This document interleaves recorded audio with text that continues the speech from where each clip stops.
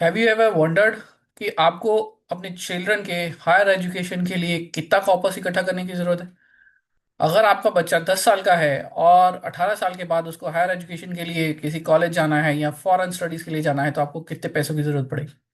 और या फिर अभी आपका बच्चा सिर्फ 1.5 2 साल का है और उसने स्कूलिंग ही शुरू की है, और अगर आज से ही आप उसके फंड्स सेव करने शुरू करें तो आप कितना पैसा सेव कर सकते हैं और कैसे सेव कर सकते हैं? इन सब सवालों के जवाब लेके हम आए हैं आज। So I welcome you to our YouTube channel Trihan talks. जैसे कि आप अपनी स्क्रीन पे सामने देख सकते हैं, मैंने अपनी वेबसाइट पे इसी पर्पस को सॉल्व करने के लिए एक प्लानर क्रिएट किया है। जिसको हम बोलते हैं children higher education fund planner. तो इसमें आज हम ये देखेंगे कि अगर आपके बच्चे को इंजीनियरिंग की स्टडीज करनी है, 4 साल का कोर्स है, या डॉक्टर्स की स्टडी करनी है तो कितना पैसा है, और वो स्टडीज में कितने साल अभी बचे हैं, तो इसके लिए आपको कितना कॉर्पस की जरूरत पड़ेगी आने वाले समय में। इससे आप अपनी प्लानिंग ये कर सकेंगे कि आपको वो अमाउंट कैसे अरेंज करना है over the period of years.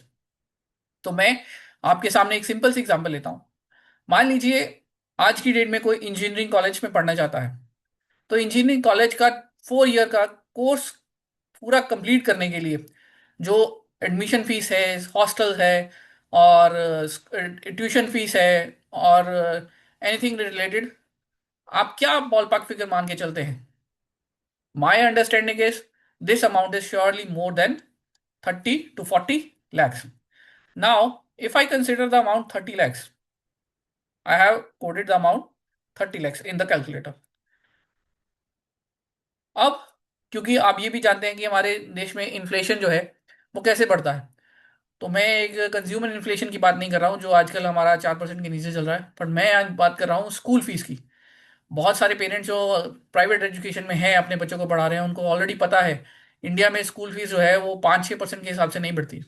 यहाँ पे हर दिन हर साल स्कूल वाले अपनी मनमानी के करके कुछ 8 10 12% कुछ भी बढ़ा देते हैं।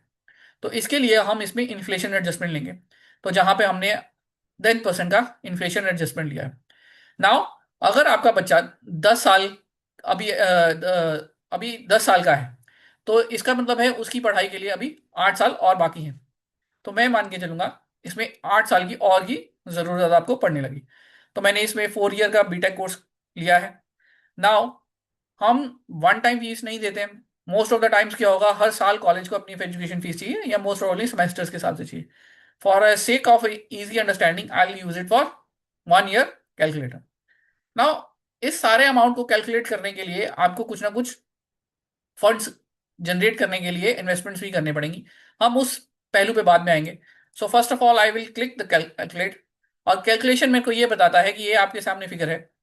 आपको अपने फ्यूचर, अपने बच्चे के फ्यूचर के लिए जो एजुकेशन फंड की जरूरत पड़ेगी वो है 64 lakhs, जो 8 साल बाद ये अमाउंट होगा। तो ये हम अज्यूम करके चल रहे हैं। आपको 64 लाख रुपए इकट्ठे करने हैं। तो डिवाइडिंग इन इक्वल प्रोपोर्शंस, हमें लगेगा कि हम 16 lakhs यानी कि 16 लाख रुपए आपको हर साल पे करने पड़ेंगे, और over the period of 4 years हम 64 लाख रुपए पे करने की कोशिश करेंगे। नाउ, अगर आपके पास दो ऑप्शंस हैं, you have two options to choose from. One which says, option one आपको दिया जाता है कि withdraw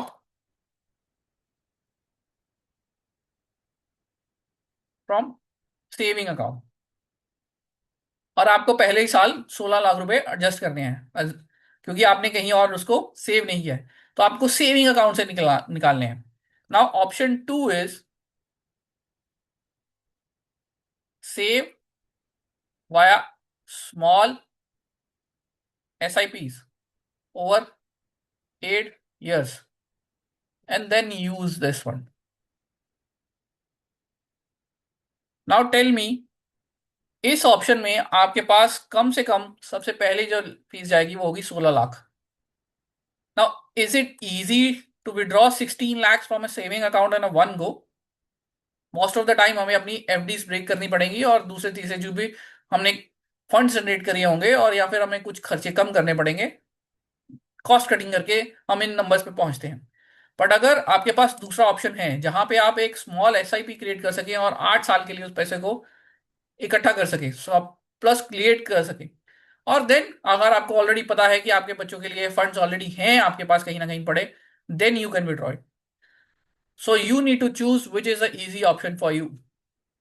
So if you are choosing the first option, that's your prerogative.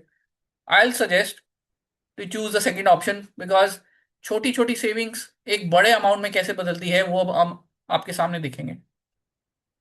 Now मैं एक्सपेक्ट करूंगा कि हमें एसआईपी का सीएजीआर रेट बनाना है. तो मेरे अकॉर्डिंगली 15% का सीएजीआर लेके हम चलेंगे. आरडीज में हमारे पास 6% का मिलता है, बैंक पीएफ में हमारे पास 8.5% का मिलता है.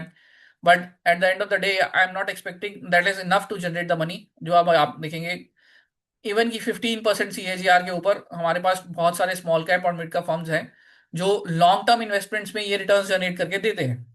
सो I am expecting a genuine rate of return which is around 15%. हम ये भी एक्सपेक्ट करेंगे कि हमें कुछ एसआईपी स्टेप अप करनी पड़ेगी, क्योंकि अगर हम सेम एसआईपी पे चलेंगे तो वो गोल बहुत लेट होता जाएगा.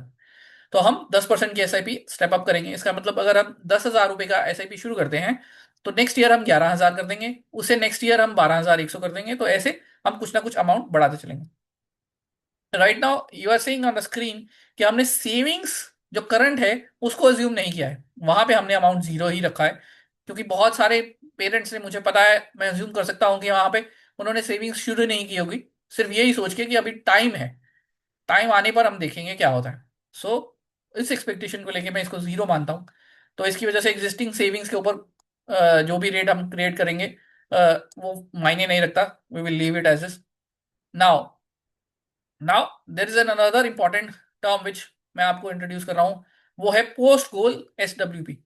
नाउ आप मान लीजिए कि बच्चे की स्कूल का टाइम आ गया है और वो 18 साल के बाद किसी हायर कॉलेज में जा रहा है, बट आपको इस फंड की जरूरत एक साथ नहीं पड़ रही. That's why we will do 4 times withdrawal rather than 1 time withdrawal. क्योंकि हमें जब उस पैसे की जरूरत नहीं है सारे के सारे पैसे की, तो हम क्यों विड्रॉ करेंगे. तो we will let rest of the corpus to grow for another 1 or 2 or 3 years. Long term capital gain का टैक्स रेट है 12%, हम ये assume करके चलेंगे. और पोस्ट गोल क्योंकि हमें एक स्टेबल रिटर्न की जरूरत है, तो हम इक्विटीज पैरामीटर्स को कम करेंगे और बैलेंस्ड फंड्स की तरफ जाएंगे जहां पे हमारे पास 8% का रिटर्न जनरेट हो सकता है. अगर मैं इन सारी कैलकुलेशंस को भी देखूं तो हमारे पास कुछ ये रिजल्ट्स सामने आएंगे. पहले ही हमने देख लिया फ्यूचर कॉस्ट कितनी है एजुकेशन की, 64 लाख रुपए. हमें हर साल के लिए 16 लाख रुपए की जरूरत पड़ेगी. तो आपको टोटल कॉर्पस चाहिए कितना. ऑब्वियसली अब 64 लाख से कुछ ज्यादा ही इकट्ठा करेंगे क्योंकि कंटेंजेंसी के लिए भी अब कुछ ना कुछ रखेंगे. और moreover some amount goes into taxes as well. तो आपको नेट अमाउंट चाहिए 64 लाख. सो ग्रॉस अमाउंट आपके लिए बड़ा ही होना पड़ेगा. तो आप 72 लाख कॉर्पस का एम करेंगे इकट्ठा करने के लिए. इस चीज को स्टार्ट करने के लिए आज की डेट में आपको 31,724 रुपीज का एसआईपी करने की जरूरत है. मैं इस नंबर को फिर से रिपीट करूंगा. आपको 31,724 रुपीज का एसआईपी क्रिएट करने की जरूरत है. और 5 साल बाद ये एसआईपी का अमाउंट 46,447 हो जाएगा. बहुत सारे लोगों को ये एक नंबर अभी एक शॉकिंग लग रहा होगा कि हाँ, इतना बड़ा नंबर हमें चाहिए हर मंथ सेव करने के लिए. और आप सोचिए, अगर आपने ये एसआईपी आज भी शुरू नहीं की तो आपको कितने और पैसे जो हैं एक साथ निकालने के लिए कितनी मुश्किल होने वाली है जब वो एक्चुअली कॉलेज के लायक हो जाएगा बच्चा.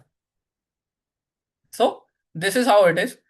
नाउ इस अमाउंट में हम देखेंगे कि हमारे को 12% लॉन्ग टर्म कैपिटल गेन्स भी देना है, तो वो पैसा भी जाएगा, तो नेट हम अमाउंट हमारे पास बचेगा. तो ये सारी वो कैलकुलेशंस हैं. 8 सालों में हम 43 लैक्स इन्वेस्ट करेंगे.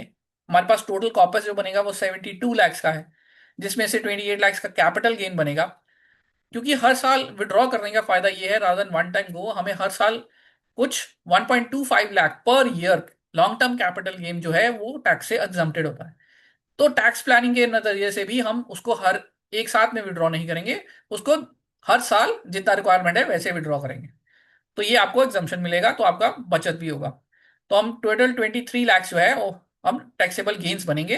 तो हमारे पास जो लॉन्ग टर्म कैपिटल गेन आएगा वो करीब करीब 2,84,000 के करीब आएगा, और आपके पास नेट फंड्स जो बचेंगे 23%, 73% बच जाएंगे। नाउ इस पैसे को इस्तेमाल करने के लिए ये आपके पास प्लान होगा। तो ईयर वन में आपने 72 lakhs जो है टोटल कॉर्पस इकट्ठा किया है, आप उसमें 16 लाख रुपए जो है विड्रॉ करेंगे, कुछ कैपिटल गेन्स के लिए जाएगा, और फिर हमारे पास कुछ क्लोजिंग कॉर्पस बचेगा। नेक्स्ट ईयर अगेन हम उसमें से पैसे विड्रॉ करेंगे 17 लाख, क्योंकि आपके पास एजुकेशन फीस बढ़ेगी तो 16 लाख नहीं रहेगी, तो दैट्स वाई वो 17 लाख के करीब हो सकती है, 10% हमने इंक्रीमेंट लिया है। And so on, next year is 19 lakhs and next year it will 21 lakhs। So in this way आप हर साल जितनी रिक्वायरमेंट है उस हिसाब से विड्रॉ करते चलेंगे, और आप देखेंगे कि आपका net corpus most of the time खत्म हो चुका होगा या थोड़ा सा बचा होगा। तो आई होप कि ये सेशन आपके लिए एक आई ओपनिंग सेशन रहा होगा। सो रादर देन अज्यूमिंग कि हाँ आने वाले समय में आपके बच्चे के लिए कैसे और कितने फंड्स की जरूरत पड़ेगी उसकी एजुकेशन के लिए, आप उसको गेस एस्टिमेट मत करिए। आप इस कैलकुलेटर को यूज कीजिए ज्यादा से ज्यादा, और एक राइट नंबर तक पहुंचिए ताकि आप सही से प्लान आउट कर सकें कि आपको कितना रिक्वायरमेंट है। नाउ जो पेरेंट्स अभी न्यू बॉर्न चाइल्ड हैं के पेरेंट्स हैं, मैं उनके लिए एक आई ओपनर आपको सामने दिखाऊंगा। क्योंकि 10 साल का बच्चा जब हो जाता है तब हम उसके लिए इन्वेस्ट करना शुरू करते हैं, तो हमें 31,000 प्लस का एसआईपी करना पड़ेगा। Now if I increase this amount to 18 years, meaning मेरे घर में बच्चा अभी 1 साल का ही हुआ है, मैं इसको 17 साल कर देता हूँ, तो मैं मान के चल रहा हूँ कि 18-19 साल बाद जब उसको मैच्योर हो जाएगा, अडल्ट हो जाएगा, उसको हायर एजुकेशन के लिए जाना है। तो नाउ यू विल सी, अगर मेरे पास 17 साल का टाइम पीरियड है, rest assuming all the same, what will be the SIP amount for you? Your SIP amount to start with is 11,410। आप देख सकते हैं, आई जस्ट इंक्रीज द टाइम पीरियड, कि अगर आप एसआईपी जल्दी शुरू करेंगे तो क्या इम्पैक्ट होने वाला है। और मोर ओवर जो पेरेंट्स आज बने हैं उनको ये भी जानना बहुत जरूरी है कि जो बीटेक आज की डेट में अगर हम 10 लाख में करा सकते हैं, तो 18 साल के बाद उसका पैसा जो है आपको 1.5 करोड़ रुपया, यानी कि 1,52,00,000 अमाउंट जो है इकट्ठा करना पड़ेगा। पर एट द सेम टाइम जब future cost of education has increase, you can see the monthly SIP has came down and that to 1/3 level. So fifth year तक आप सिर्फ उसको 16,700 तक लेके जाएंगे, और 10th ईयर तक आपकी एसआईपी जो है वो बढ़ती बढ़ती 26,905 तक चली जाएगी। इससे आप टोटल जो कॉर्पस इकट्ठा कर पाएंगे वो 1,17,00,000 होगा। और देन अगेन द कैलकुलेशंस आपके सामने हैं, बाकी की सारी डिटेल्स आपके सामने हैं। आप इस कैलकुलेटर को यूज कीजिए, एसडब्ल्यूपी विड्रॉल करेंगे और वैसे हम यूज करेंगे। तो यहाँ पे इस कैलकुलेटर से आपको दो चीजें पता चलेंगी। एक, आपका रियल अमाउंट आपको कितना चाहिए आपके बच्चे को फॉर हायर एजुकेशन के लिए, और दूसरा जो बहुत ही क्रिटिकल है, और बहुत सारे मैं यंग पेरेंट्स जिनके घर में एक एक दो दो तीन तीन साल के बच्चे हैं, मैं उनको सजेस्ट करना चाहता हूँ, प्लीज आप ये चीज डिले मत कीजिए। आज ही अपने फाइनेंशियल कंसल्टेंट से और एडवाइजर से कनेक्ट कीजिए, और अपने राइट फिगर पे पहुंचिए कि आपको कितना अमाउंट चाहिए अपने बच्चे को पढ़ाने के लिए, और उसके लिए आज ही एसआईपी शुरू कीजिए।